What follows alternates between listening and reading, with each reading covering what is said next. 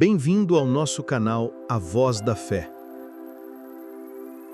O arrependimento e a salvação em Cristo não são apenas doutrinas abstratas, mas a essência pulsante do Evangelho. É como o coração batendo dentro de um corpo, invisível aos olhos, mas responsável por toda a vida que flui. Sem arrependimento, a alma permanece prisioneira de correntes invisíveis. Sem Cristo, a estrada do homem termina em deserto. Mas quando essas duas chamas se encontram, arrependimento verdadeiro e o sangue do Salvador, a escuridão não resiste e a vida se transforma em um nascer do sol eterno. Não é apenas sobre mudar comportamentos, mas sobre trocar as vestes da culpa pelas vestes brancas da graça. É como se o céu inteiro se inclinasse para abraçar um coração humano quando esse coração decide confessar sua miséria e abrir espaço para o Rei da Glória habitar. No princípio da história, ainda em Gênesis, já vemos os primeiros traços dessa verdade. Adão e Eva erram, escondem-se entre as árvores, tentando tapar a nudez com folhas que logo secariam. O homem sempre tenta costurar remendos para encobrir a própria vergonha, mas Deus já desenhava o plano da redenção. Ao matar um animal e vestir o casal com peles, ele mostrava que o perdão exigiria sangue, que a graça custaria vida. Aquilo era apenas um vislumbre, uma sombra do cordeiro que viria.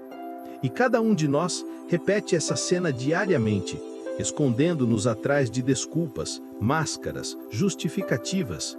Mas a voz de Deus ainda ecoa: onde estás?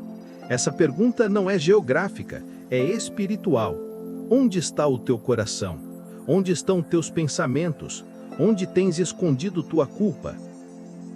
Abraão, quando chamado, não tinha obras para exibir, não possuía santidade para mostrar. O que ele tinha era fé. Ele creu contra a lógica, contra a idade avançada, contra o útero estéril de Sara. Crer é o primeiro passo do arrependimento. Não é apenas reconhecer a falha, mas confiar que há um Deus que pode reescrever o final da história.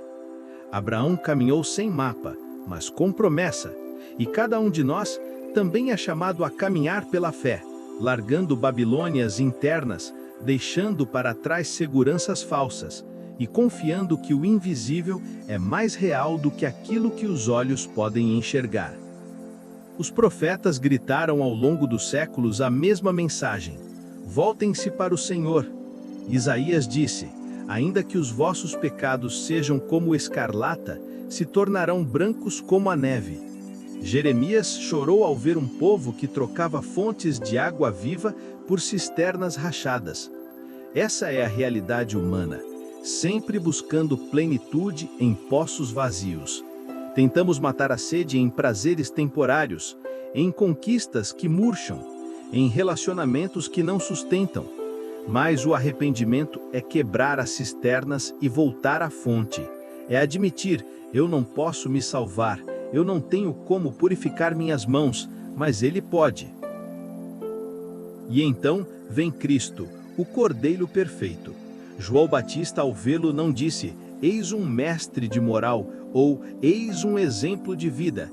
Ele disse: eis o Cordeiro de Deus, que tira o pecado do mundo. Cristo não veio para aperfeiçoar a humanidade, veio para regenerá-la. Ele não veio para dar dicas de autoajuda, veio para dar vida eterna. E arrependimento sem Cristo é desespero. Cristo sem arrependimento é ilusão. A cruz é o ponto onde essas duas verdades se abraçam. Pregos atravessam mãos inocentes, sangue escorre no pó de Jerusalém. E naquele instante a humanidade encontra um caminho de volta, não pelo esforço humano, mas pelo preço pago pelo Filho de Deus. A salvação não é uma reforma de caráter, mas um novo nascimento. Nicodemos, doutor da lei, não compreendia isso. Queria entender como um homem adulto poderia nascer de novo, mas Jesus lhe ensinou que era necessário nascer da água e do Espírito. Isso significa que arrependimento não é apenas remorso, mas é transformação. É como um campo queimado que de repente se cobre de verde após a primeira chuva. É como o vale de ossos secos em Ezequiel, que se levanta como um exército vivo quando o Espírito sopra. Esse é o poder da salvação. O que estava morto revive, o que estava perdido é encontrado, o que estava condenado é absolvido. E quando esse arrependimento encontra morada em nós, ele muda a nossa mentalidade. A fé deixa de ser teoria para se tornar prática. Pedro, o mesmo que negou Jesus 3 vezes, chorou amargamente e se arrependeu. Esse arrependimento o transformou de um homem medroso em um pregador ousado. Foi no dia do Pentecostes que ele ergueu a voz diante de milhares e declarou: "Arrependei-vos e sejam batizados em nome de Jesus Cristo, para o perdão dos pecados."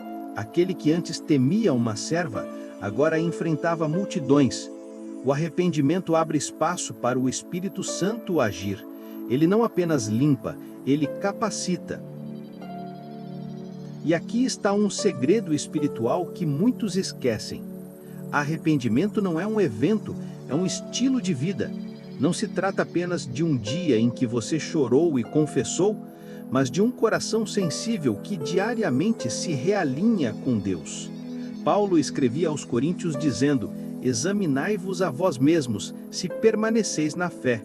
É como ajustar constantemente uma bússola.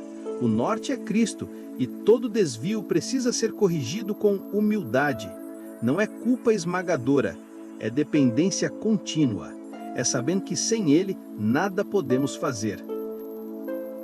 E na prática, arrependimento e salvação nos ensinam disciplina. Não é disciplina rígida e seca, mas fruto de amor. É como quem ama tanto uma pessoa que evita qualquer coisa que possa magoá-la. O pecado perde o sabor quando comparado com a comunhão com Deus. Gratidão se torna linguagem natural. Não mais eu tenho que orar, mas sim eu posso orar. Não mais eu devo obedecer, mas sim eu amo obedecer.